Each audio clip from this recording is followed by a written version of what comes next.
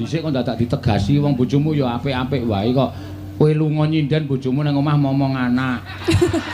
Nggih, sakniki momong anak wong anake pun melu kula, nek riyen melu mbae. Ah, saiki bocahe nemu di teturu nek bengi ya aja tok getak-getak sak penake dhewe. Mboten sakniki pun ra galak kok. Ya mbiyen Nek nganti. jaman biyen ya tak galaki tenan.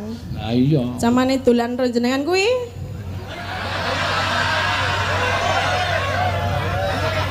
Kok jamane dolan karo aku iki aku ngopo? Aku tau maca SMS-e lho. Kuwi salahe bojomu. Ha kok Nota kok disak nang jaket.